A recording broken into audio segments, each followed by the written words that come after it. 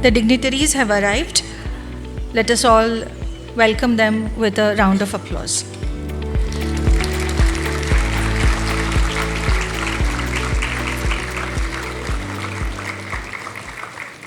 Good morning once again to everyone, distinguished guests, respected dignitaries, scholars, faculty members, students, and everyone present here.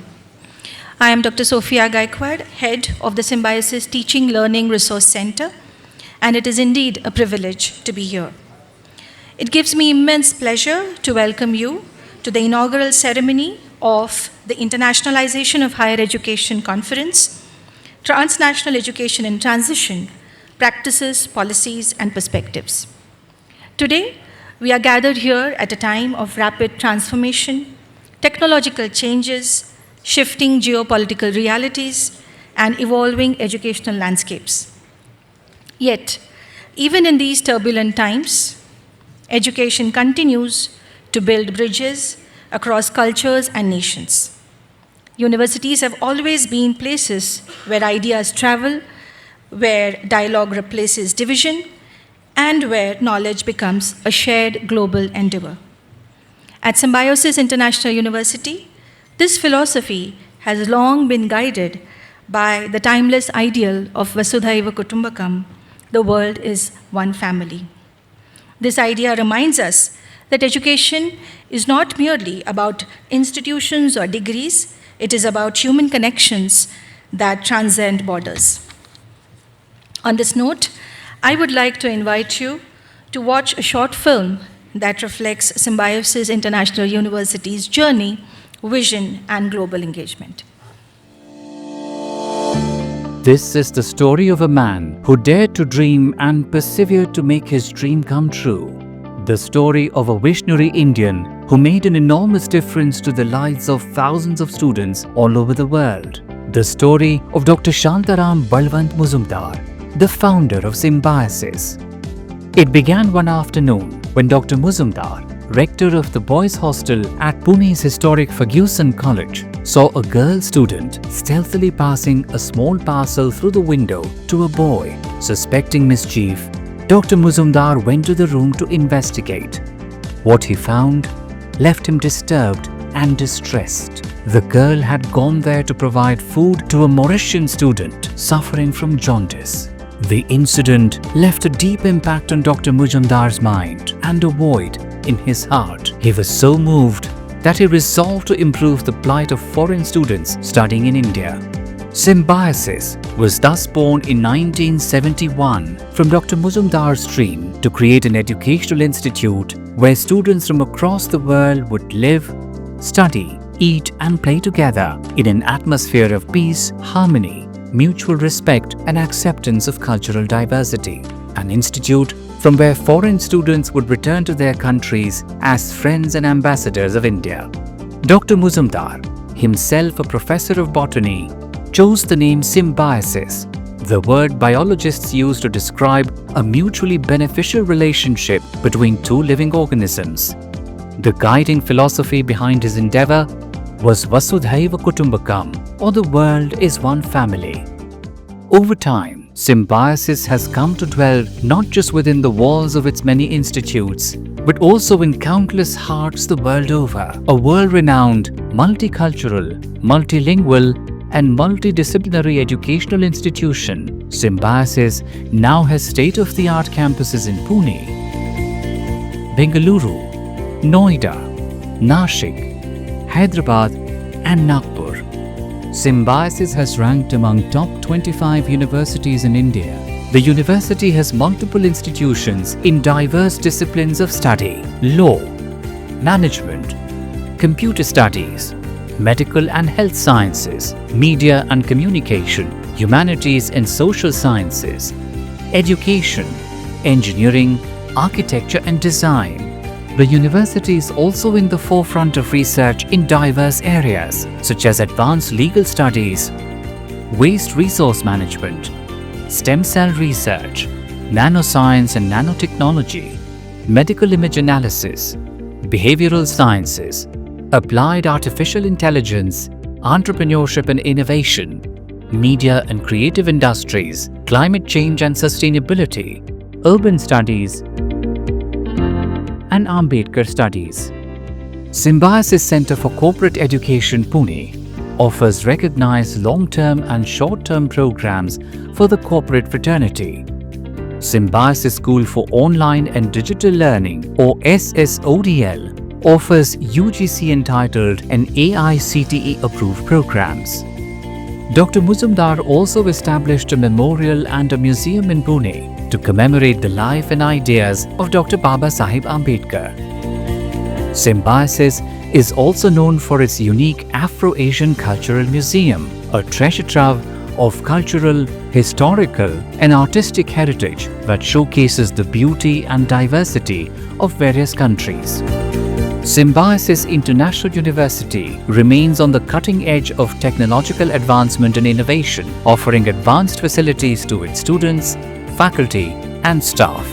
In keeping with the university's largest social commitment, the Medical College and the advanced 900-bedded Symbiosis University Hospital and Research Center are dedicated to serving humanity.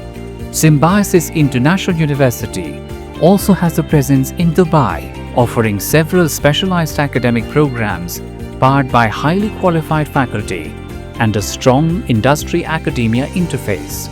Symbiosis International University Dubai is approved by the Ministries of Education in the UAE as well as India. Carrying forward this spirit of innovation, Symbiosis has now established the Symbiosis Artificial Intelligence Institute. Over the years, Symbiosis has been honored by the presence of eminent dignitaries.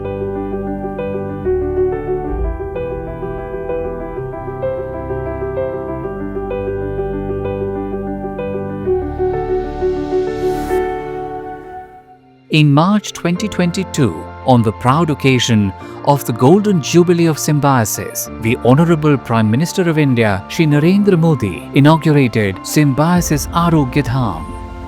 50 years ago, the idea germinated in my mind to promote friendship and understanding between foreign and Indian students and thereby promote international understanding. Today, we are celebrating Golden Jubilee of this golden idea. कि 50 साल की आपके पास एक ऐसी पूंजी है, अनुभव की पूंजी है, अनेक एक्सपेरिमेंट करते करते आप यहां पहुंचे हैं। एक खजाना है आपके पास, ये खजाना भी देश के काम आएगा। आप फले फूले और यहां पर आने वाले हर बच्चा अपना उज्जवल भविष्य बनाने के लिए आत्मविश्वास के साथ निकल पड़े।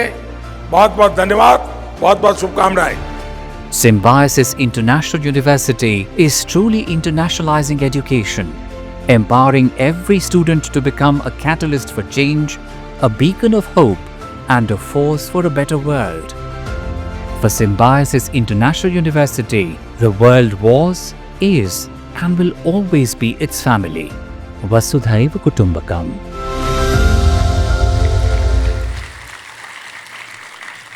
Thank you. May I now invite all the dignitaries to kindly come up on the stage. Just all welcome them with a round of applause.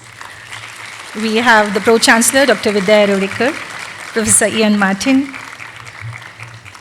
Sridhar Seji, Honorable Chancellor, Sir,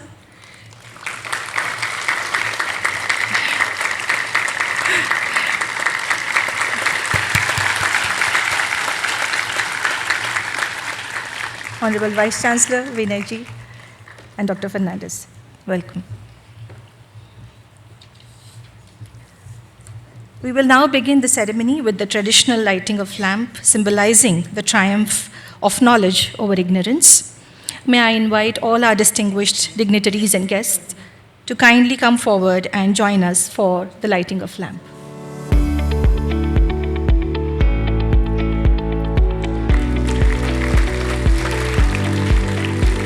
The lighting of lamp reminds us that education at its heart is the illumination of minds and societies.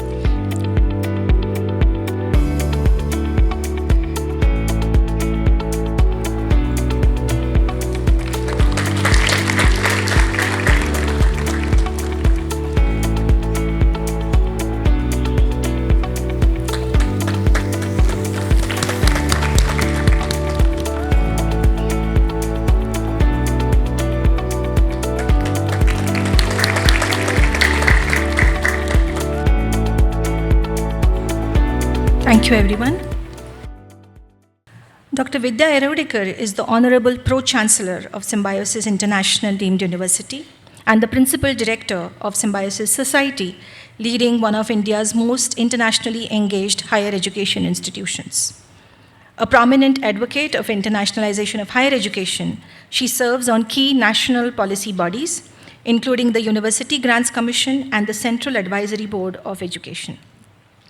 Recognized among India's influential education leaders, she has been instrumental in strengthening global academic partnerships and advancing innovation, inclusion, and responsible leadership in higher education. It is my privilege to invite Dr. Vidya ma'am to deliver the welcome address. The chief guest for this year's Conference on Internationalization of Higher Education with a theme on transnational education, Shri Kaustubh Davse. He is the chief advisor to the Chief Minister of Maharashtra and has been extremely influential in creating the EduCity project for Maharashtra and has invited several foreign universities to set up their campuses in Maharashtra. Professor Ian Martin, my dear friend and the Vice Chancellor of Deakin University. Dr. Vinay Pathak, the President of Association of Indian Universities.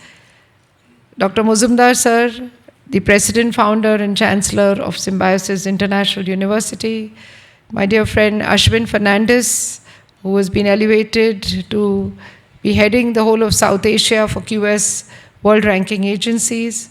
Dr. Raman, the Vice Chancellor, Mrs. Muzumdar, Dr. Tutakne, several guests who have come from faraway places, faculty members of different institutions across India, Vice Chancellors of various universities in India, and faculty from Symbiosis and PhD scholars, most importantly.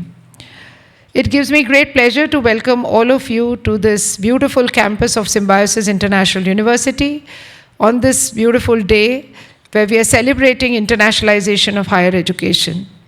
All of us as academia know that the new education policy brought into its forefront the topic of internationalization of higher education, which some of us were strong proponents of in the Indian higher education ecosystem. In fact, I remember my days as a member of the University Grants Commission in 2006. For almost 6 years, I was trying to ensure that internationalization of higher education gets its importance. Unfortunately, it didn't. But in this new education policy, you see a whole chapter on internationalization. Every year, Symbiosis International University has been hosting a conference in collaboration with Association of Indian Universities on various areas of internationalization. And this year, we felt that we should focus on transnational education, which is in transition in our country. We have foreign university campuses that we see in various parts of our country, most prominently, of course, in the GIFT City, where we actually see 2 Australian universities having set up their campuses and have been successful. We also know that the Maharashtra government signed, many foreign universities signed the LOI to set up their campuses with the support of the Maharashtra government, where Kaustubh has been extremely important and has played a major role. I'm sure he'll talk about it. We also see campuses coming up in Gurgaon, in Bangalore, in Hyderabad. And for all of us as academia and more specifically university leaders, we have our own thoughts on this. We also see a lot of Indian universities that have set up campuses outside, like Manipal, BITS Pilani, Amity, that already had campuses. Sharda University, which has campuses in Central Asia. Amity, of course, globally. SP Jain was, of course, in the forefront to set up a few campuses in Singapore and Dubai and several other places. And when the NEP gave that impetus for high-ranking universities, Symbiosis took the lead to set up its campus in Dubai. And we will speak about it, the challenges, the opportunities that we had in the session probably this afternoon. Be as it may, transnational education is truly has been in transition. For all of us, we have diverse views because many of us are scared that our faculty might leave, we might get less students. We don't know what's going to happen to the research ecosystem in our universities when foreign campuses come on our shores. I'm sure likewise the anxiety is there for foreign universities that are coming here and setting up their own campuses. And Kaustubji, I'm glad to tell you that almost the whole representation of the Maharashtra foreign university campuses are represented in this audience, and they will be, of course, coming and talking to you. But yesterday we had an excellent roundtable discussion where they gave their thoughts on their journeys in India, and we gave our thoughts on our journeys outside when we set up our own campuses outside. But let us understand that transnational education is not just about foreign university campuses crossing the shores. It's way beyond. And if we really keep the student as the nucleus, then we know that we as academicians will know what we must do to bring in international education to the forefront of what we impart to our students. It could be through faculty mobility, it could be through program mobility, and of course the exposure through student mobility that we give to our students. So the next 2 days are going to be an academic treat to each one of us, because we are going to discuss various views, various facets of transnational education. The endeavor, of course, is to submit a policy paper to the government of Maharashtra as well as the government of India, so that some of the discussions really will find its place when they operationalize transnational education in their states as well as at the national government level. I'm very happy to inform you that yesterday we had excellent discussions and deliberations, prominently by PhD scholars and other research scholars in the space of transnational education. And today we have experts who will be discussing at various panels, again on different topics. I must also put on record the efforts taken by the organizing secretary, Professor Neeta Inamdar, who is the Dean of the Faculty of Education and the research professor and heads the Sherpa, the Symbiosis Center for Higher Education Research and Policy Advocacy, with her small team of PhD scholars and assistant professors, and they've really put in a lot of efforts and have gotten the best of speakers from across the globe. So I won't take much time because you're here to listen to erudite speakers like Dr. Muzumdar, Kaustubh, Ashwin, and of course Professor Vinay Pathak and Dr. Raman. So let me stop here, but let me inform all of you that I'm sure at the end of 2 days, you will take on great memories of what transnational education is all about. Thank you and God bless. Thank you. Thank you so much, ma'am, for the welcome address. Professor Vinay Kumar Pathak is a distinguished administrator and computer scientist known for his visionary leadership in higher education. An alumnus of HBTU Kanpur and Indian Institute of Technology, Kharagpur, he brings over 26 years of experience, including 3 terms as Vice Chancellor of leading universities such as Uttarakhand Open University, VMOU Kota, AKTU Lucknow, and CSJMU Kanpur. As President of the Association of Indian Universities since 2024, he advanced in blending tradition with innovation. His contributions include 46 international publications, a patent, and leadership in national education initiatives, alongside recognitions such as the Global E-Learning and Humanitarian Awards. As many of you would know, AIU has always been with us ever since we started the IHE conference. We are truly grateful. And today we have Mr. Vinay Pathak ji with us. Sir, I request you to kindly address the gathering. Thank you very much. First of all, I really want all of you to have a big applaud for Professor Dr. S.P. Majumdar, who has brought this conference and actually who has done a great service to this mother nation. Professor Dr. S.P. Majumdar, who is the founder and the president of Symbiosis and the chancellor of this Symbiosis International University, Dr. Vidya Verodukar, Sri Kaustubh Dave, who has come as a chief guest in the keynote address, Dr. R. Raman, my great friend S. Ashwin, all our colleagues, vice chancellors, faculty members, and young friends in this auditorium. It's my pleasure to be here on this morning when I came here. I think it reminds me today, seeing the geopolitical situation in the whole world, it reminds me what Gandhiji has told day before when we are getting the things that my illiterate but wise mother told me. So there is a difference between literacy and wisdom.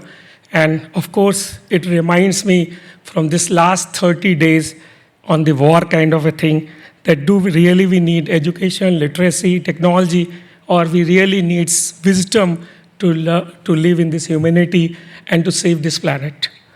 It's of course that in the Indian tradition, we have gone always for the wisdom, and we have always gone for the humanitarian kind of a thing. All of us recall that when India was in a very bad shape at the kind of a thing when GDP was dropped, everything, when we were having our freedom movement, India has given Gandhi to the whole world for getting the peace and all other things. There were economies, there were people who were at the high kind of an education system. What they have given to the world, people always knows those kind of a thing. I think what has happened in India in last 20 years is amazing. Yes, we are still facing with 18 lakhs students going abroad and only 72,000 people coming inside the country for the educational system. But what has really happened that we are getting world-class universities and of course QS ranked universities in Tier 2 and Tier 3 cities in this country, which is an amazing phenomena which has occurred. We are still, if you see the patent filing, if you see the unicorns and sunicorns, whatever our friend is saying in the first thing, we have still got the more than 50% patents, more unicorns and sunicorns coming from Tier 2 and Tier 3 cities of the country. It says that there is a different ecosystem which has developed in last 10 to 15 years or 20 years in this country, which is moving upon. I think when we are in the global situation, when we really don't know the universities and college degrees are so much important after coming the new technologies like AI and all those things, we still don't know how students choose their universities depending on the return of investment, depending on the cost. It's very pertinent for all of us to have this workshop, seminars, and build this kind of wisdom on this transitional education and transition policies. I always think that in different global system, the students which are going to US and Canada and UK for those kind of things, I think we have seen a kind of dip in last 3 years because India also have very fantastic undergraduate courses in the university.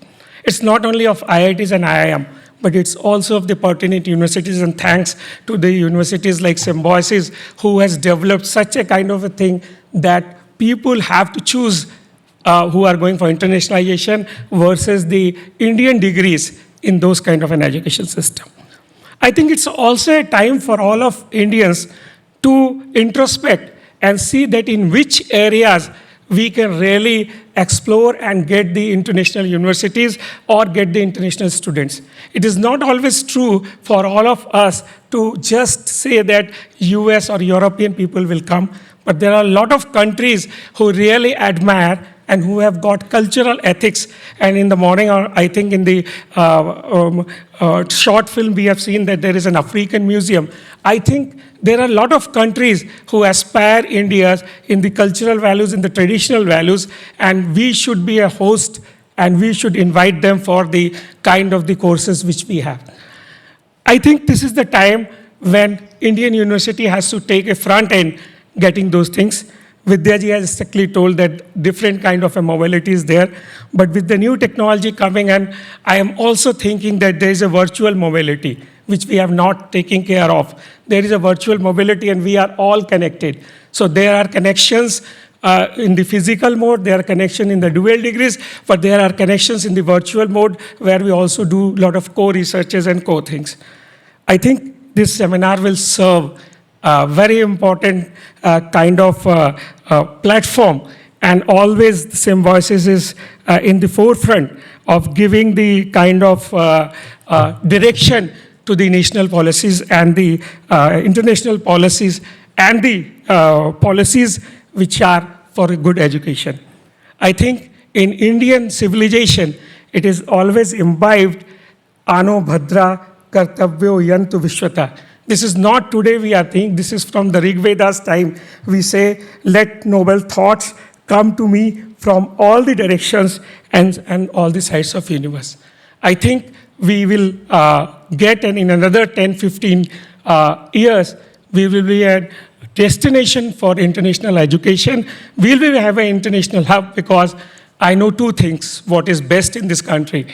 The best faculty members we have and the best students of the world we have. So these two things will drive, but I always see that the Indian education system ethos is not only for employability, is not only for big packages, it's not only for the things.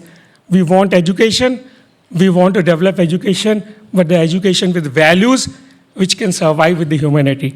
And I want to end my talk with the famous talisman which Gandhiji has given, who is the father of nation of this country, which said, and he always said, whenever you want to do anything, just remind this is the talisman. And he said, I will give you a talisman whenever you are in doubt or when the self becomes too much with you.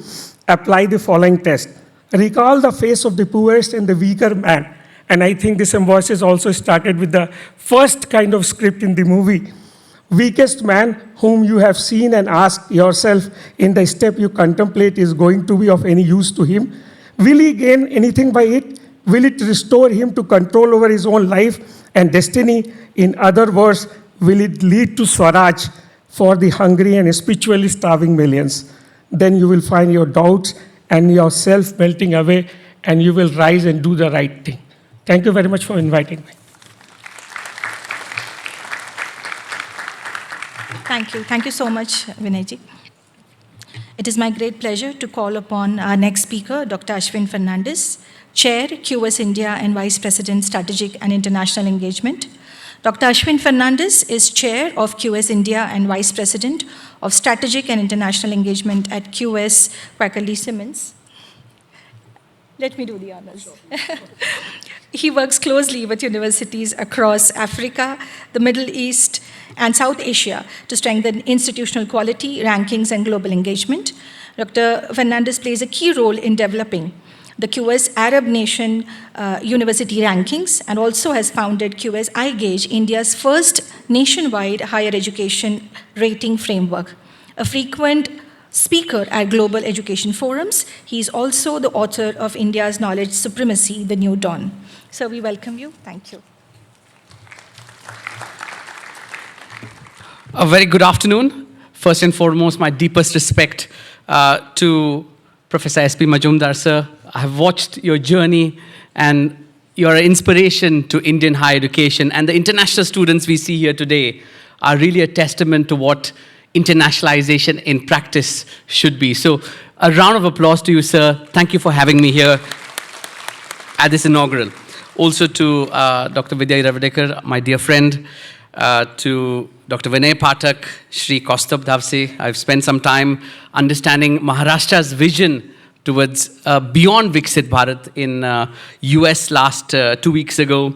Professor Ian Martin, Dr. Raman, and to our distinguished members here who are joining us.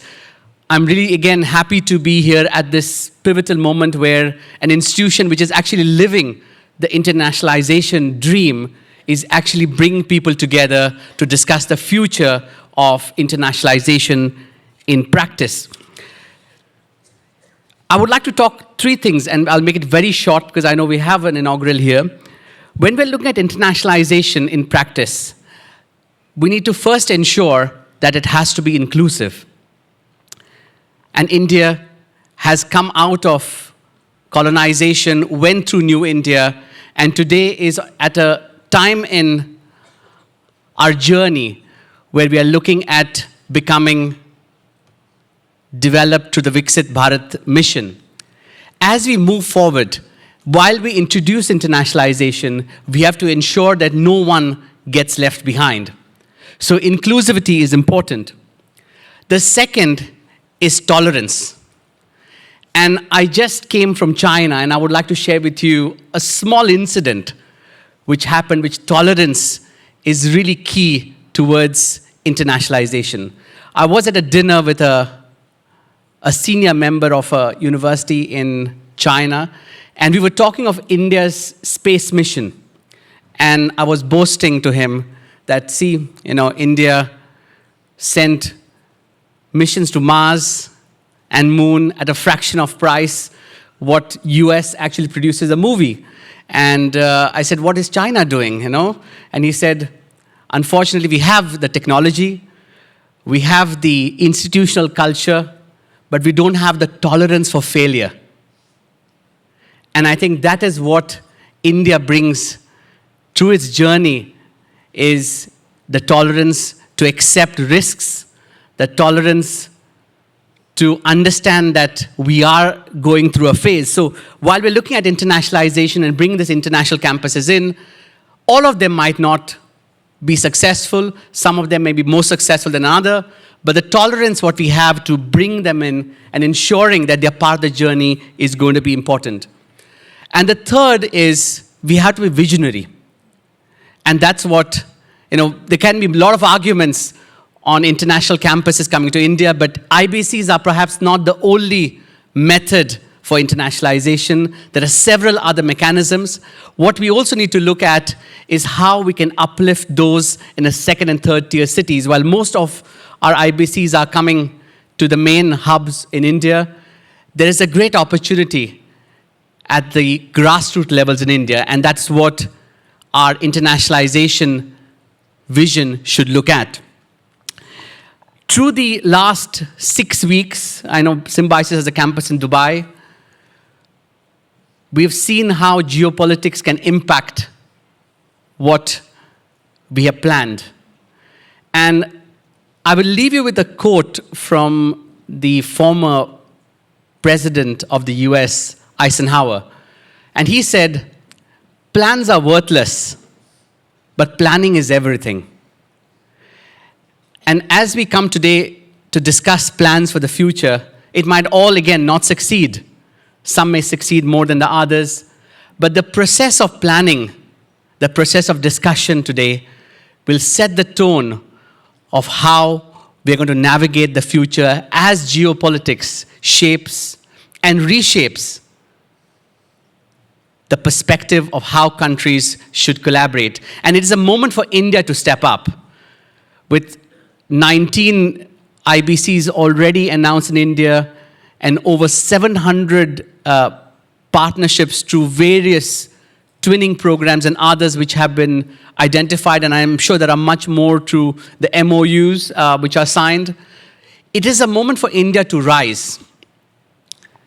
While we are looking at being Viksit Bharat, I think there are several segments of India in higher education which are already living that dream. So today's conference shouldn't just be about talk. We should walk the talk. And I hope that the outcomes, Dr. Vidya, which we are going to have, should outline how we are going to plan. And while plans could be worthless, the process of planning is going to be the worthwhile part of this conference. So I wish everybody great discussions, and I'm looking forward to the panel discussion, which I'm on tomorrow, and I'm looking forward to hearing from Professor Majumdar as well later as well, and learning from Kaustubji and from all you distinguished people. I wish you all a great conference. Thank you very much.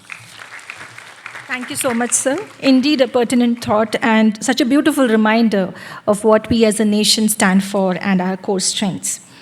We will now move ahead with the program. I will now invite Chancellor Sir to kindly do the felicitation for our guests.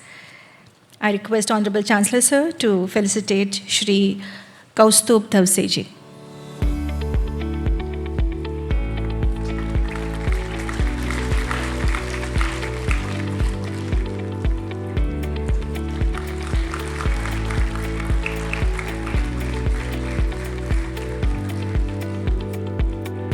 Thank you, sir.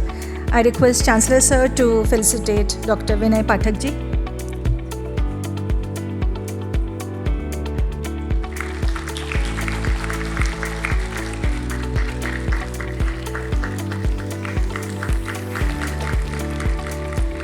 Thank you, sir. I also request Chancellor Sir to please felicitate Professor Ian Martin.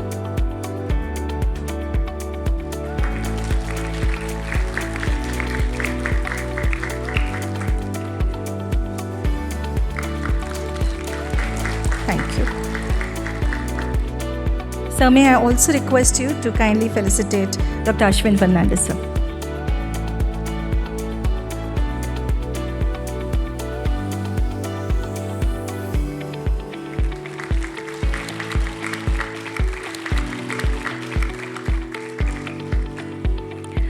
Thank you everyone.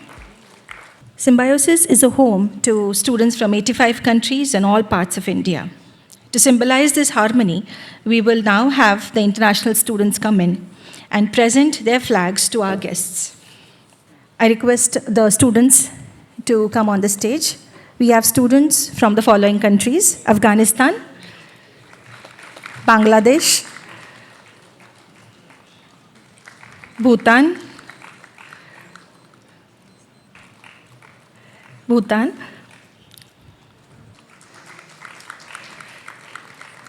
Burundi,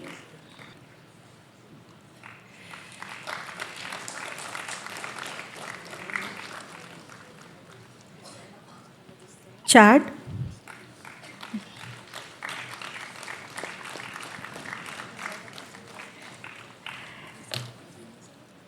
Ivory Coast,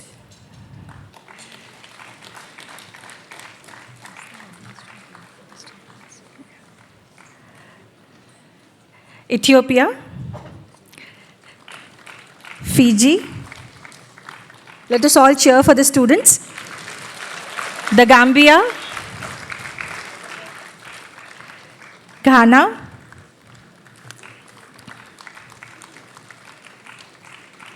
India,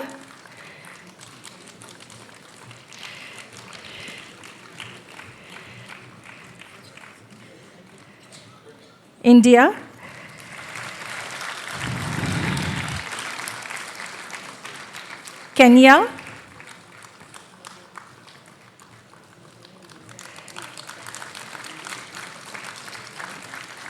Madagascar,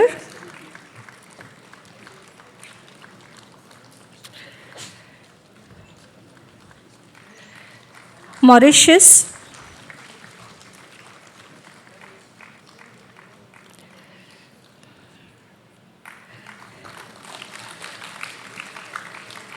Morocco,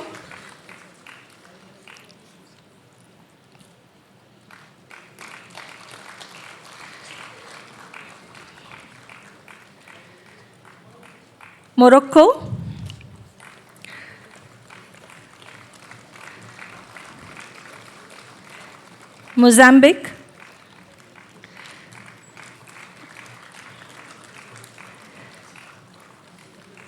Namibia,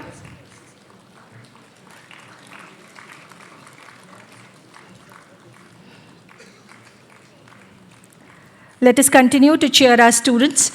Nepal,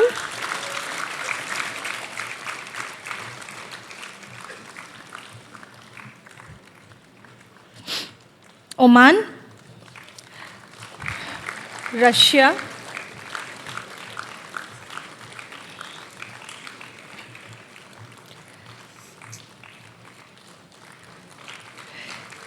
Somalia,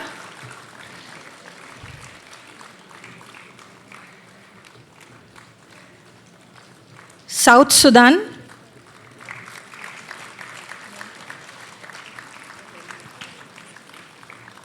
Sri Lanka,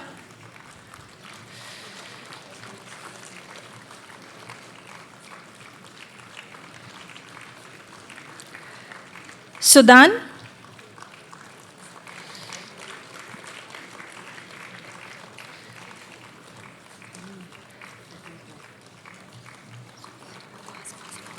Syria,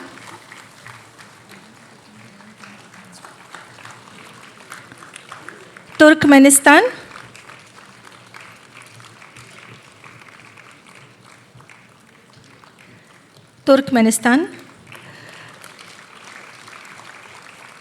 Uganda,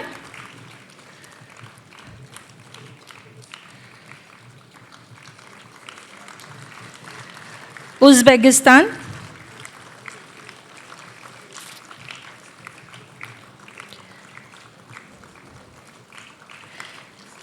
Yemen,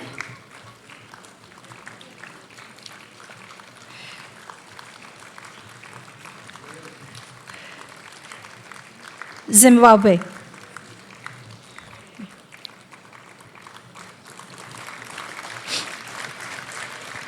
May I now request Dr. Raman, Honorable Vice Chancellor, to present the flag of Symbiosis International University.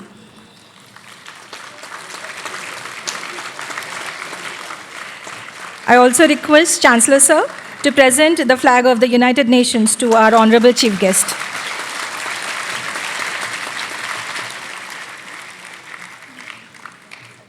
Thank you, everyone. This moment beautifully represents the spirit of global academic friendship and collaboration. We will now move on to witness yet another beautiful moment, the release of the Transnational Education Report 2026, which reflects the evolving landscape of global higher education.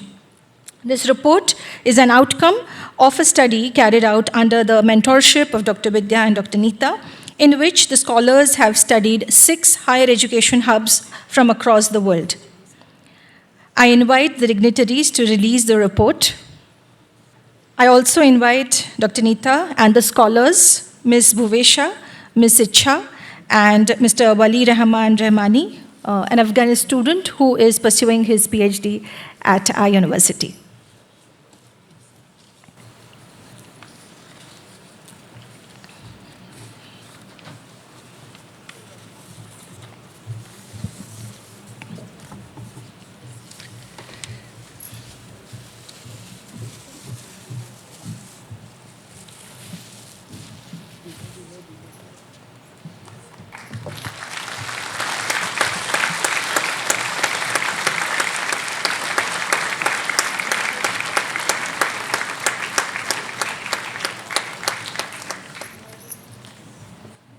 Congratulations and thank you so much.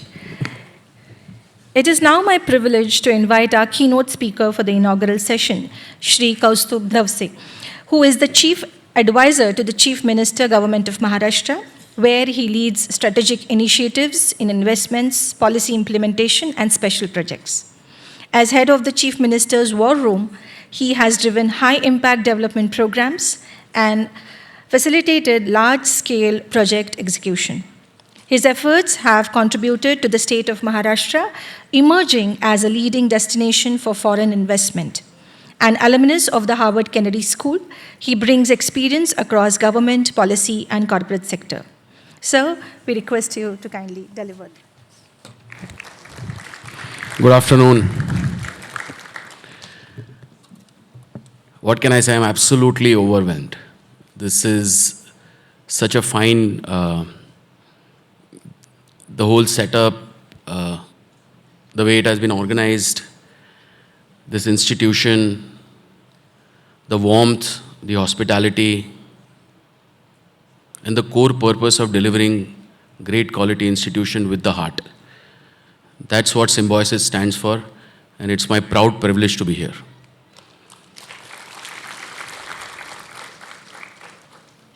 Padma Bhushan, Dr. Majumdar, and true icon, not only an inspiration, but someone whose life has been dedicated with a single mission. A mission to say that India is right up there. It has the ability to build great institutions, and a clear message to other institutions and the government as well, that if you have the will, then this is what you can deliver. So, Dr. Majumdar, your contribution cannot be summed up in a short note, but I feel deeply privileged to be here. Dr. Vidya Yarodekar, who now successfully has taken the baton and leads this with the same spirit and dynamism. Dr. Pathak, the president of AIU, my very close friend, Ashwin Fernandez, Professor Ian Martin, and Dr. R. Raman, the VC of SIU, VCs, provosts, presidents of foreign institutions who have taken the time to participate in this very important conversation, students, both Indian and representing various different countries, truly describing the ethos and culture of symbiosis, which has stood the test of time.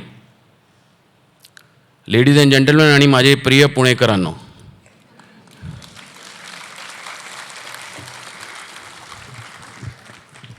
we meet at such an important time in the history of the world.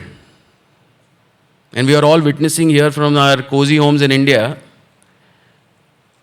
not only the war, the geopolitics, the weaponization of systems, and how it is playing out, and the character that we display as a nation. When this global turmoil is shaking everyone, that to me is going to be the single most important reason why we will preserve and why we will prosper. I want to genuinely and with my bottom of my heart thank Symbiosis for convening this conversation at an important time. When there is a systemic and structural change happening in the world in various ways, in technologies, in policies, in the way countries perceive countries, in the way friendships are being defined, allies are being repositioned. And we are at that moment when the conversation is now moving away from mobility of students to mobility of institutions where the opportunity lies. And that's the reason why this particular platform and these conversations bring a very, very important focus on what the governments of the day are going to do and what policymakers are confronted with. Just to give everybody a perspective of where we are in Maharashtra. So Maharashtra obviously is the gateway to India's $5 trillion economy goal. We are a 660 billion state, 129 million people, 65% of our population is less than 27 years of age. Literally 50% are in K-12. So we are the youngest state and India is the youngest nation on this planet. It's a great demographic dividend, and that is the reason why this is the point in time where the actions of institutions, actions of the government and actions of policymakers are going to play a pivotal role in how we redefine the future. Led ably at the center by the Honorable Prime Minister of the country, Shri Narendra Modi, and led remarkably in the state by the inspirational leadership of Devendra Fadnavis, Maharashtra has set its chart very clearly to reach a $1 trillion economy goal by 2029. We are roughly growing at about 10.2% CAGR, CAGR, last 7 years barring the COVID years. So the growth momentum is there. But the key question is, where are the skills getting honed? How do we create this workforce for the future? And what are some of the important initiatives or interventions that government or private sector can do in order to further expedite our pathway towards a $1 trillion economy, India's $5 trillion economy goal, becoming Viksit Maharashtra, Viksit Bharat. So at this particular juncture, when this entire conversation is going on and we set some of our targets, I want to circle back to 2023 when Devendra ji was the Deputy Chief Minister and he set into motion an Economic Advisory Council led by the Chairman of Tata Sons, Shri N. Chandrasekharan, to set our pathway to a $1 trillion goal. And in that pathway, in that vision statement, in that document, there was a very, very important emphasis on skilling and also having a multi-pronged strategy for higher education. Because if I give you statistics in terms of numbers, we have about 6,400 institutions of higher and technical education in Maharashtra. We have about 48 lakh students studying in these institutions. And each one of them have their own inherent strengths. But the opportunity size in India, specifically in Maharashtra, is so humongous that it provides us ample opportunity to work with the best in the country and bring the best in the world to work with us. So when we set this entire pathway of bringing in or creating a international EduCity into motion, the idea was very singular. The idea was essentially to make sure that we tap into the universities who offer the best pedagogy and the best ecosystem for research and give them an opportunity through a multi-proposal level structure, whether it is a joint research program, whether it is collaboration, and whether eventually they take a call to set up a branch campus. So the ideation has been rolled out and the execution is in play. Just to give you a perspective about what this international EduCity will entail eventually, is that we have carved out a 300-acre campus next to the new airport. And in that, essentially, our proposition is to bring the best in the world to work with us, our universities, or to independently set up their campuses, to create an ecosystem for research, to create an ecosystem where they can collaborate with the government to solve gestational problems, generational problems, and ensure that it becomes an extremely fertile ground for next level or next stage of this entire internationalization that we are talking about. And this is very crucial at this point in time because of the size of the opportunity and the aspirational level that exists in our country. I say it many times, I say it on this forum, that if skills is the currency, then India probably is the largest talent bank in the world. Every single institution, every single purposeful project wants to get associated because of the ability for us to scale those opportunities, to collaborate, and to bring together a very, very cohesive execution which will essentially benefit the country. So when this EduCity vision was laid by the Honorable Chief Minister about 1.5 years ago, the idea essentially was that there was a very well drafted national education policy. And the national education policy allowed universities of global repute below a certain QS ranking to make an application. They had 3 different methods of making an application. They could become an 100% subsidiary in the country. They could do a joint venture with an existing non-academic institution, or they could work with an existing setup of an higher technical education institution or a university. As Ashwin just pointed out, Ashwin, you said 19 have, but 19 applications in Government of India or 19 MOUs? Okay. So 19 applications, I was not aware of the number 19, okay. So 19 have made an application. Maharashtra has attracted about 7 till now, and we are in active dialogue with others. And these 7 institutions are going to be housed in co-located campus that we are creating. And the vision there essentially is to build out the whole campus, the student housing, the faculty housing, the common areas, the common auditoriums, the common sports infrastructure, and to give every single university about 10 to 12 acres to build their vertical campus and then coexist in this vibrant EduCity ecosystem that we are creating. And what we are also essentially doing, so this essentially is about 9.3 kilometers from the new airport. So Maharashtra, ladies and gentlemen, Mumbai, last year we unveiled our 2nd airport. You all are familiar with the Navi Mumbai International Airport. It's very tricky to talk about airports in Pune. I get very worried about it. Because we have been a little bit in the state of conscious incompetence when it comes to airport execution in Pune. First, the initial airport was going to be expanded so that an A380 can land. That's part A of the problem we are trying to solve. And the other problem essentially is to take the entire land acquisition of Purandar, which is in advanced stage.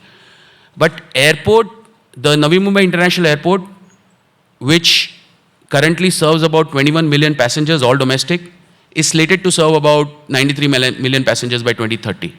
So it is going to be one of the largest airports in the country. And that adds to our existing Mumbai airport. So I don't know whether you know the history of the Mumbai airport. The Mumbai airport came in 1950s. The Santa Cruz airport, as we call it, as we know it, the Sahar airport, the erstwhile name, Chhatrapati Shivaji Maharaj airport now. And the terminal T2 came up in 2011. So in the same landmass. So we were able to do about maximum, we could go up to between 48 to 57 million passengers, depending on sometimes the runway is not effectively used. One is down if we can't use both runways. So we obviously were growing at an extremely rapidly pace. Mumbai is the financial, entertainment, commercial capital of the country. It's an economic powerhouse. So we needed to supply it with the necessary infrastructure input. So the second airport has now come up. And 9.3 kilometers from the second airport is this EduCity that we are essentially planning. And we are laying the foundation this year, and we hope to deliver it in phases. It will house about 75,000 students by 2032 is our vision, between these 12 universities that we will identify of global repute that will be housed there. Currently 7 have signed up, many of them are in the audiences. I can see IHE from Italy, Aberdeen, University of York, University of Bristol, Illinois Institute of Technology, University of Western Australia, and few are in the works. One we cannot name at this juncture because it's not been formally announced. They have signed, but we will announce that shortly. But the key here is that we are trying to create a way by which we keep the capex low and we are moving to an opex model. And that is essentially to give them an easy way for them to set up their ecosystem here. But having said that, the idea essentially is that we have to have the ability to co-create, co-work, collaborate, and push our institutions as well to work together on common programs. I came in a little earlier and I had the good fortune of spending some time with Dr. Majumdar and Dr. Vidya Yerodekar. And we were having this conversation about how this entire landscape is shifting and what are the expectations of foreign universities. So I was in DC at the invite of QS, which is the most important, credible rating agency for university system. Ashwin represents them in this part of the world. And I was fascinated by what I saw, the universities I met, the conversations that happened, and the narratives that are going to get defined in the coming few months, not even years. So one thing is very amply clear, that institutions are moving to where the opportunity is. But they necessarily don't want, everybody necessarily doesn't want to move lock, stock, barrel. They want governments of the day to consult and advise them on multiple models, whether it is a joint research program, whether it is co-creation, collaboration, or whether it is, we suggesting them to work with an higher educational institution of repute within the state. And then eventually, when they feel extremely comfortable, they will take the pathway to a branch campus. So all these models are open, and every single applicant is welcome because we are here to have a conversation. Education has been a cornerstone in our country. We were fortunate that we were way ahead of our time in our history when universities like Nalanda existed. And they were way ahead of their time. But subsequent periods, we'd lost that due to several reasons. And the resurgence that we are seeing in the last 10 to 12 years, whether it's on policy, whether it's on governance, whether it's on our ability to collaborate, to co-create, it's completely reshaping everything that we have always been known for. And that, to me, defines India's moment in the world today. We not only have the opportunity, but we are now saying that we would like to work with you so that eventually the country benefits. Because a skilled, resurgent India is good news for the world. It's a force multiplier. And we have the legacy, the human resource, and the financial wherewithal to get there. But there are two very important aspects that probably we have been a little held back on. Could be various reasons. I don't want to go into regimes and decisions of policymakers because I represent that fraternity. Is that we haven't laid enough emphasis on research. And I cannot tell you how crucial, critical, relevant, important, competitive advantage that is for as a state, for as a country. If you talk to any universities of repute in the country, including Symbiosis, the IITs, the ICTs, if you talk to any institute of repute globally, in the Western world, in Europe, in Latin America also, in Southeast Asia, in Australia, they will unequivocally tell you that this is their number one priority. And this is the construct on how they do it. So I'll give you a case in example of University of Western Australia. It's not been announced. Do we have a representative from University of Western Australia? Okay. So University of Western Australia came up with an idea of setting up a center for decarbonization. And they came to the state government and they said that these are the 5 areas where we would like to solve problems related to decarbonization, carbon capture, so on and so forth. And we are willing to put an X million dollars in this. And they came with a company which is essentially run by a Kashmiri Pandit, Indian origin person in Western Australia, who is obviously Indian origin, but he is now an Australian citizen, who runs one of the largest industry groups in Western Australia. So they came up with him and they asked us only one question: will you co-create, will you collaborate with us? And we obviously said yes, and we were also willing to put in the exact same amount of money that the university was putting. And this is how the journey starts. And I am going to say today that if there is one area that this government under the leadership of Devendra Fadnavis has very firmly decided, is to make sure that we are not only available to have this conversation as people in the government, but we are also going to support it by abundant resources to make sure that we create the next level of innovation and research right here in Maharashtra. And it will happen in institutions like Symbiosis, it will happen in institutions like we have some of the foreign institutions here. The idea, the innovation created here, and at the end of the day, we will all benefit. I mean, society benefits at large, industry benefits at large, and eventually we get into this culture of understanding the importance, the process, and the psychology behind patient research funding. Keep on telling yourself this, all policymakers, that it takes time, it's not fast food, but when it delivers, the aroma is going to shake the world. And that is the principle that we will follow. I believe that these conversations should continue. Government should be deeply engaged. We are looking, as I have already told you before, we are looking at various models. EduCity is one model where we are focusing on bringing international universities. We are also strengthening our own institutions. Because the size of the opportunity is so large, and that's why governance has to be multi-pronged. I studied in the best institutions in the country. But I generally get called out for studying at the Harvard Kennedy School. I'm an engineer from DJ Sanghvi. I did my MBA from SP Jain. There is a science and methodology to building a global, credible reputation.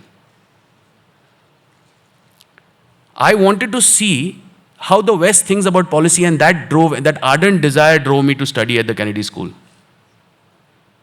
Although it was a very Western view of policy, it did not cover some of the critical challenges that Asian countries in terms of resources will face.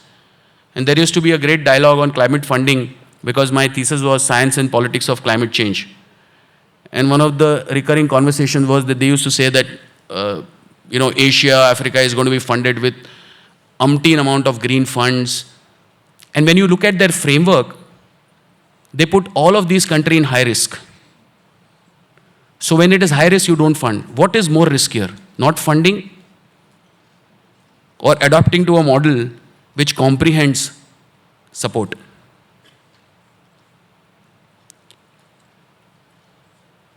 The greatest fear that I've had is mediocrity. Mediocrity is a common Asian trait, my friends. We have to rise above that. We have to throw caution to the wind. We have to work with the world. And we have to tell everybody that we fundamentally believe in Vasudhaiva Kutumbakam. Everyone is welcome. Everybody can co-create. Life is not a triangle, it's a trapezium. There is enough room for everybody at the top. It completely defines on what your perspective is. On that note, it's an absolute honor to be here. And thank you so much for giving me all the love and affection and the respect. Thank you.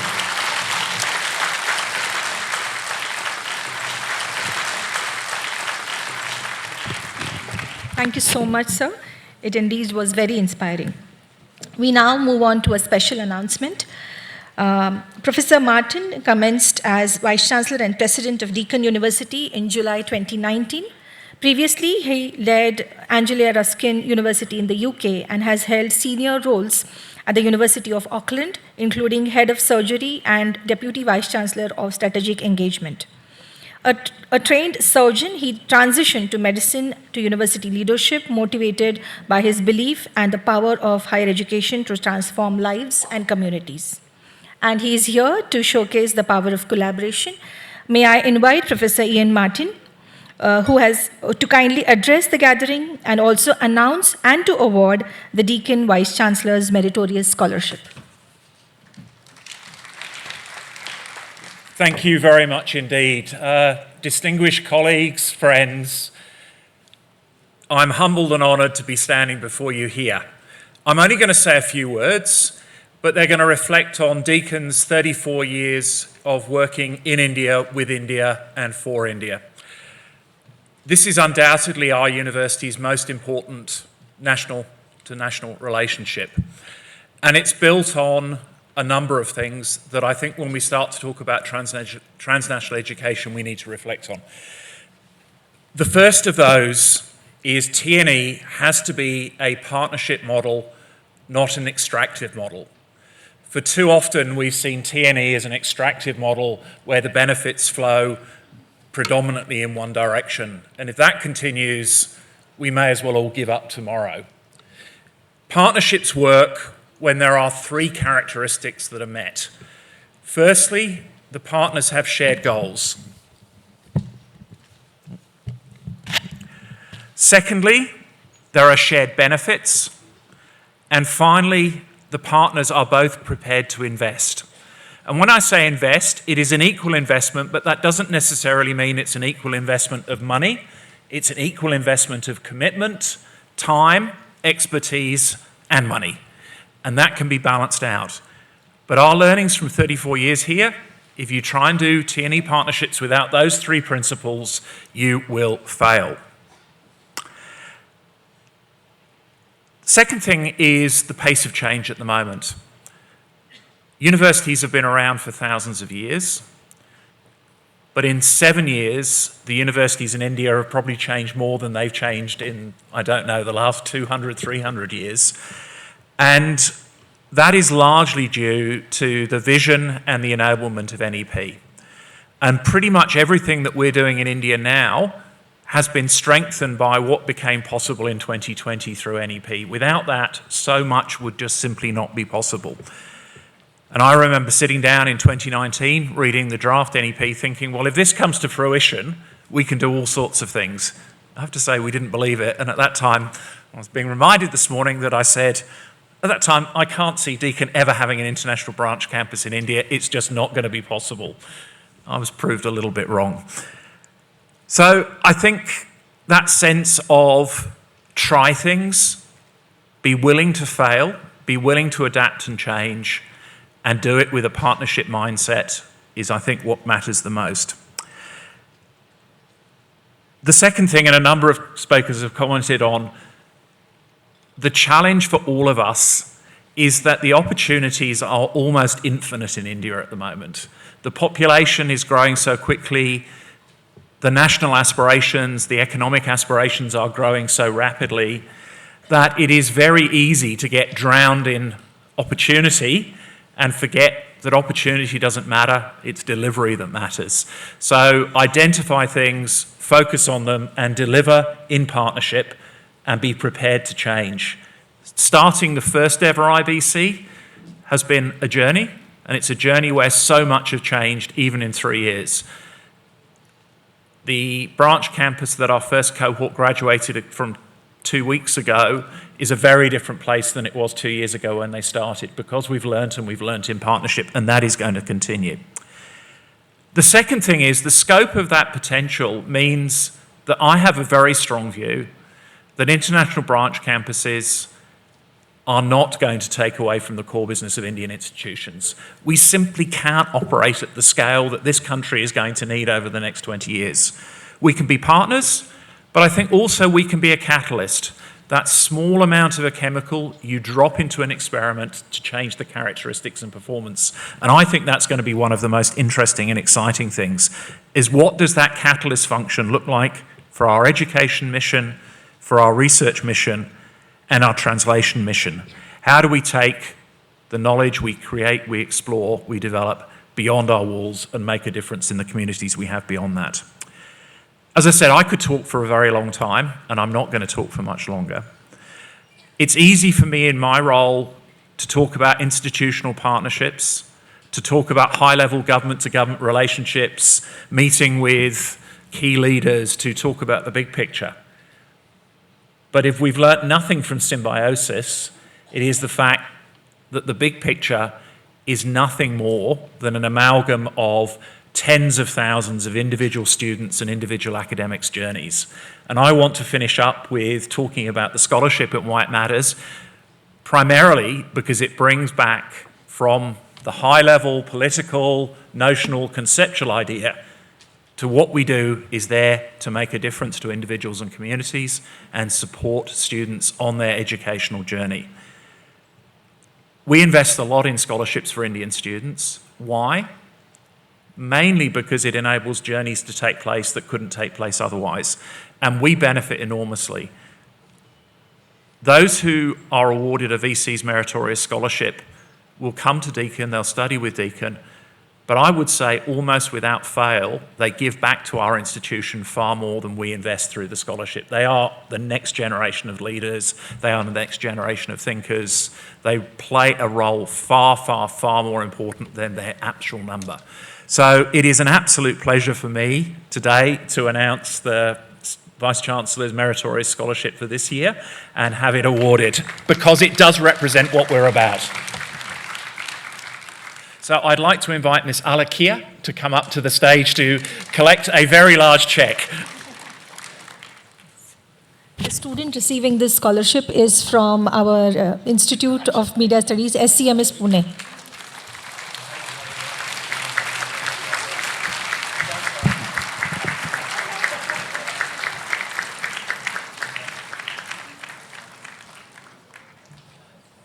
So can I thank everybody once again for the opportunity to be here. This is a remarkable institution, and I think from the founding chairman's views going through to Vidya's outstanding leadership now, it is a real privilege to have a partner in the fullest sense of the word in symbiosis for Deakin. Thank you all very much. Thank you so much, and congratulations to the student. It is said that hard work and loyalty is a gift not everyone possesses.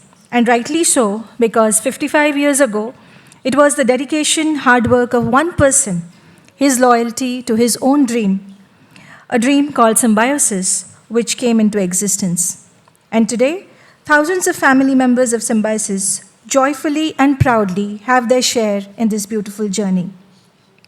Symbiosis was established by Professor Majumdar, a professor of botany way back in 1971, and is today an inclusive ecosystem of academic institutions that include colleges, centers, museums, and schools that have been imparting quality education and is a host to Indian and international students. His contributions span academic, research, and social outreach, earning him prestigious honors like the Padma Shri and Padma Bhushan for his impact on education and contributions to nation building. It is my honor to invite Honorable Chancellor Sir to kindly address the gathering.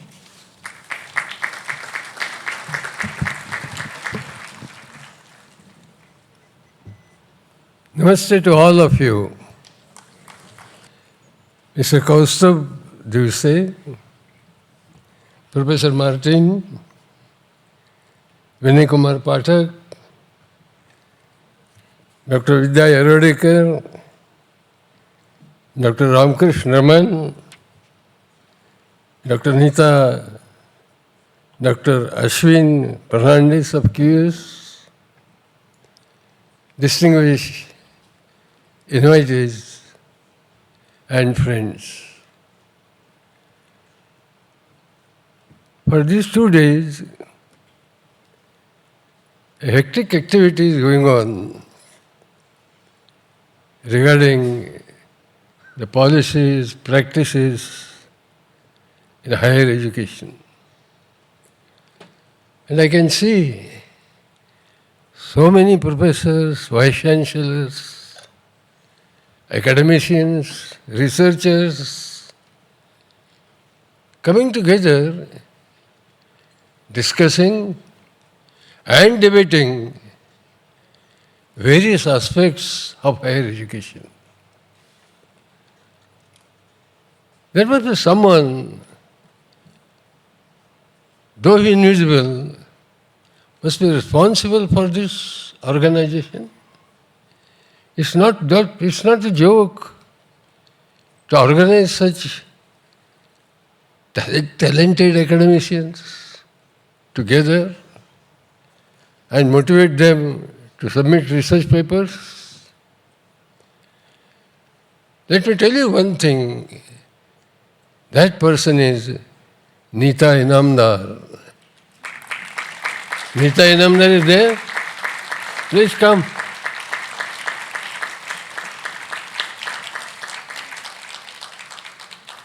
May I request Joseph Sahib to felicitate her?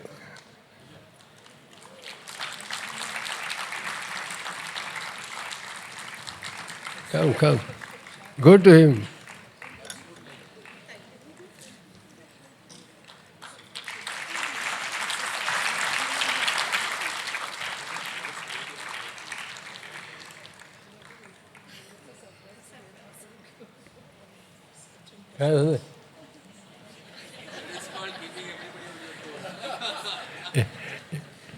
Your blessing, sir, is the best. Felicitation for her.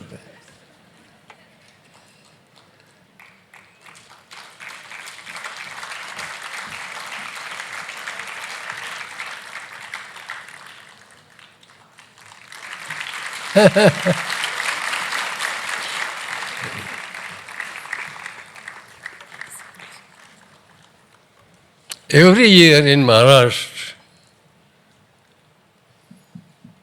there is a Wari which starts from Alandi and reaches Pandharpur. Lakhs and lakhs of warkaris, literate, illiterate, semi-literate, they assemble. And they assemble in such a disciplined manner that even police call every warkari Mauli. And together, that get-together of lakhs and lakhs of workers is called Mandiyari. For these last 2 days, I am saying Mandiyari of academicians. Those workers have only one desire, and that is to meet, to bow down Vitthal. And so they keep on saying Vitthal, Vitthal, Vitthal every day. So I can see this academic Mandiyari and everyone calling and reciting education, education, education. And this is the beauty of educational academicians. Friends, this seminar is organized in right city, and Kaustubhji, I may add, a right place, that is Symbiosis. I hope those who have come from outside, your stay was comfortable and you have no complaints of whatsoever. Be that as it may, I want to impress upon you one or two thoughts.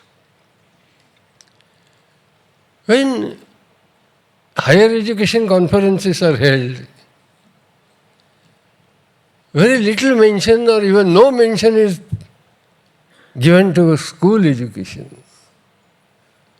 But please remember that higher education and the quality of higher education depends upon the quality of lower education, that is school education. Because ultimately it is the quality of primary schools, secondary schools, higher secondary schools, the quality of students, the quality of teachers, they ultimately decide the quality of students in higher education. And therefore,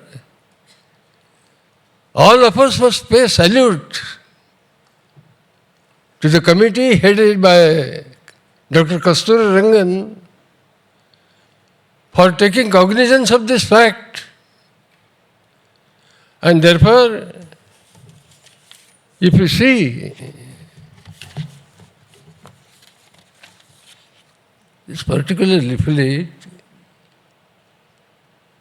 Manual of Education Policy 2020, you will notice that he has changed the earlier formula of education. Kothari Commission had given a national policy formula of 10 plus 2 plus 3. There was no mention of child education. But for the first time in the history of education in the country, this committee took cognizance of child education. And early child education has been given utmost importance, and they have given 5 years. So, 5 years, 5 plus 3 plus 3 plus 4. And then starts higher education. And therefore, we must really ponder over that whether if India wants one nation, one election, one nation, one tax system, one nation, one ration card, so that poor man can go anywhere in India and purchase his food. Is there a time for one nation, one education, at least as far as school education up to 12th is concerned? Because every state has a board. Every state has a different syllabus. Tamil Nadu has a Tamil Nadu board. Maharashtra has SSC board. Bengal has its own board, own syllabus. And therefore, different types of books. I will just leave a thought to you and pass on to my second thought to you, pertaining to higher education. As I was going through National Policy 2020, NEP 2020, in my quiet hour, I imagine a poetic thought whether our education system in any way resembles Ganga river, whether our education system resembles Ganga river. Like Ganga, it has Gangotri, is the origin of Ganga. Can we poetically compare that with 5 years of education to children, where sanskars are made, where character is built, where respect to seniors, parents, grandparents are taught, where values are inculcated. And those are imbued and imbibed by brain. And the early child education says, child education experts say that the development of your brain takes place up to only 6 years old. Can we poetically imagine, philosophically imagine 5 years of early childhood to Gangotri? And then of course comes foundation, preparatory, primary, secondary, and then of course, like Ganges, meandering its way through valleys and mountains, through plateaus, and ultimately, where is it going?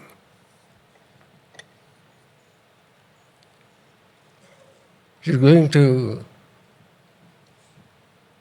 merge. It is going to unite the ocean. Similarly, I was wondering what is the final goal of this NEP 2020? You want engineers, you want doctors, you want scientists, you want technologists, you want poets, you want philosophers. Yes, we want it. India wants engineers, no doubt about it. But India doesn't want India of engineers. Imagine all are engineers, all are doctors. So what is the ultimate aim of NEP? What is the ultimate aim of Ganges? Personally, I feel that ultimate aim of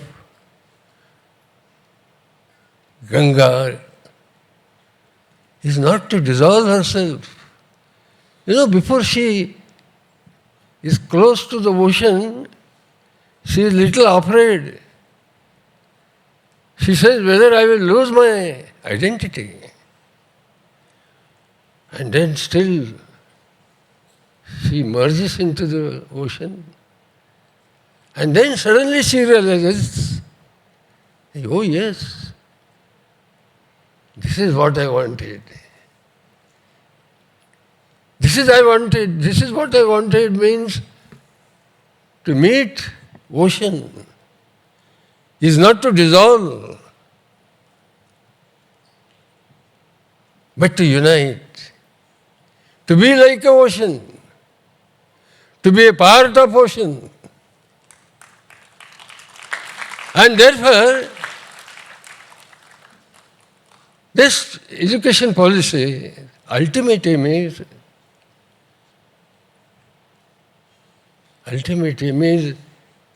to produce oceanic citizens. Just as Ganges merges into Ganga merges into ocean, our students, our graduates should ultimately become oceanic citizens, which very often called global citizens.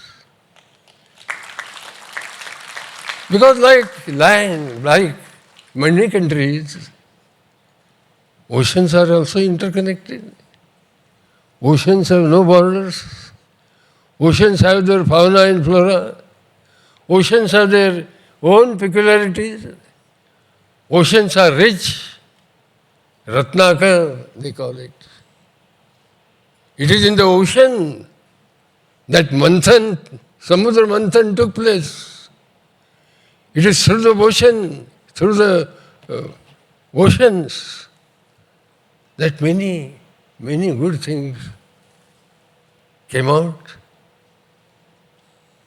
So, let us discuss for some time what is the ultimate aim of education. And personally, I feel that ultimate aim should be like the ultimate aim of Ganges river, to merge, to unite, and to be a part of ocean, to be an oceanic citizen. And if this happens, then India will really truly become Vishwaguru. Ladies and gentlemen, most of you might be knowing that it was in 1893, that Vivekananda predicted that 20th century belonged to West, but 21st century will belong to India. And if it is to belong to India, this is the weapon, this is the method to follow in letter and spirit NEP 20 policy. This policy, you can call it a Gita of Indian education system.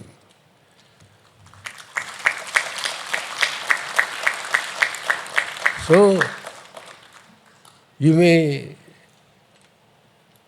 think of ways and means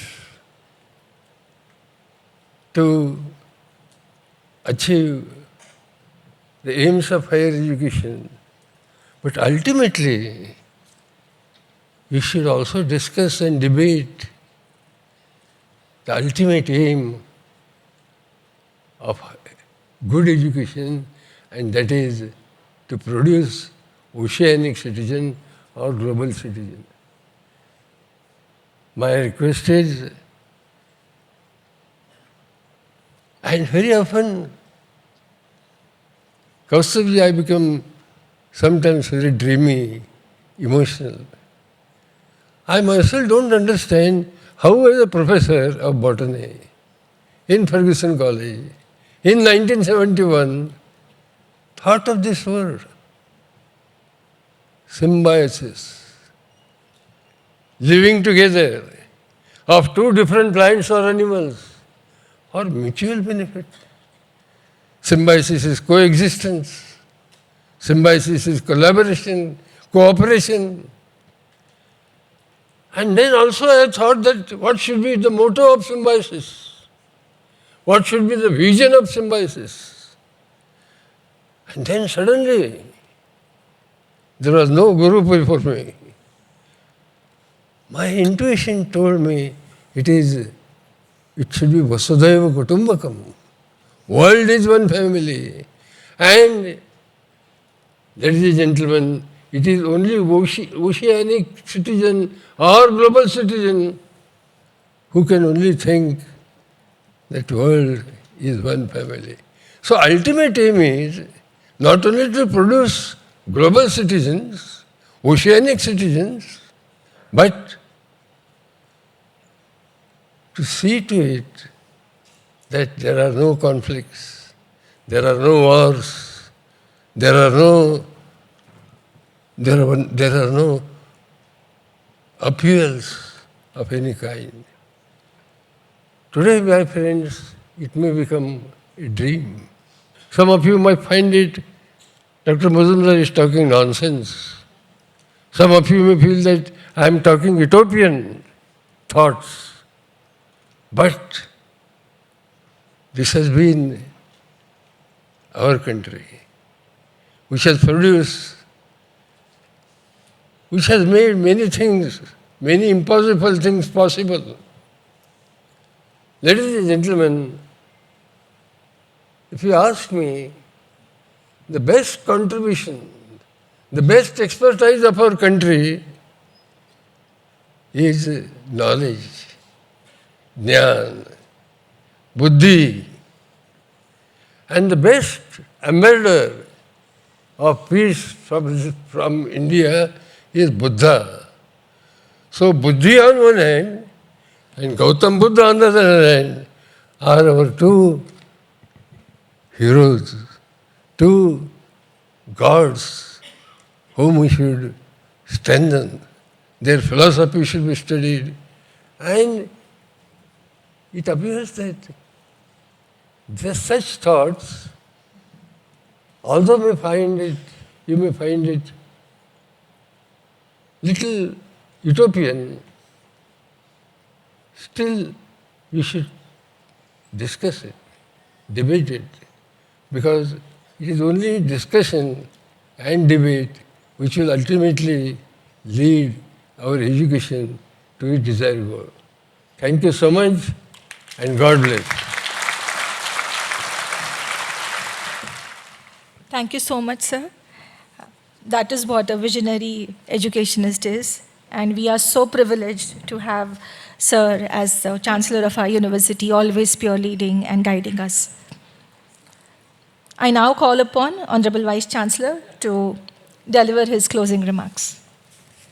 Thank you, Sophia. Honorable Chancellor Dr. S.B. Majumdar, sir, Pro-Chancellor Dr. Vidya, Shri Kaustubh Dhavse, Dr. Vinay Pathak, Professor Dr. Ian Martin, Dr. Ashwin Fernandez, Vice Chancellors who have come all across from different universities in India, international participants from across India, directors, deans, heads, professors from Symbiosis, invited guests, a very good afternoon to all of you. I know I stand between you and your lunch, so my closing remarks will be not more than a minute and a half. First, I think it was wonderful hearing the Chancellor, sir. Every time we hear, you always feel that we have added value to ourselves. Thank you so much for once again addressing all of us with your views and thoughts, which are always out of the box. I must also thank Shri Kaustubh Dhavse for addressing all of us and giving insights about what the government is doing and what are the plans ahead, especially in the area of education. You being the Chief Advisor to the Honorable Chief Minister of Maharashtra, especially in the area of investment strategy, I think you're doing a fantastic job, and thank you, sir, for taking out time and coming here to this inaugural session here today. I must also thank Dr. Vinay Pathak, President AIU, for collaborating with Symbiosis for this conference. AIU has been supporting Symbiosis and this conference year after year. Thank you, sir. Professor Ian Martin, it was so nice of you that you traveled here and also in person handed over the 50% scholarship. Thank you. The kind of association that we have with Symbiosis and Deakin has been really strong, and it's going even more stronger. And my dear friend, Dr. Ashwin Fernandez, thank you for making it. He landed today at about 4 o'clock. And you're here for this function. Thank you so much, traveling all the way from China. Since this is the closing remarks, I thought I'll give some data. We have got about 20 plus vice chancellors, 18 international participants, 488 national participants, 29 panel speakers, and 31 paper presenters here for this conference, which started from yesterday. We had the paper presentation, the round table, and it's going with panel discussions today and tomorrow on transnational education in transition practices, policies, and perspectives. The only submission and request that I have, I'm sure that you will have a lot of connects and networks that will get established in these 2 days. I'm sure all of you will be doing it. But apart from that, instead of just being passive listeners, it will be great if you're going to contemplate and question. I think contemplating and questioning of whatever is being told will always help us to bring in new knowledge, to bring in value add for ourselves and for others as well. Let me quote some examples here from our own Indian knowledge systems.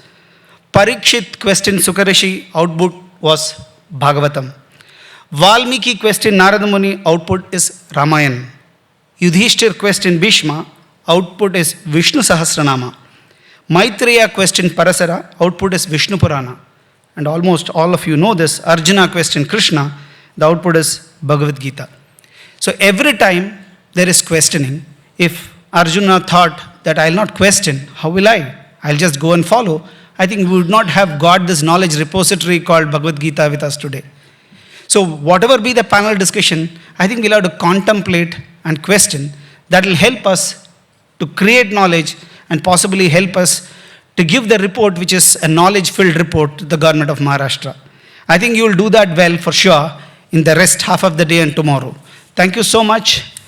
All the very best for a great networking session and a great value add to all of you. God bless. Thank you so much, sir. We have come to the end of the inaugural session, and thank you everyone for being such a wonderful audience. I once again thank all the dignitaries for your wonderful addresses.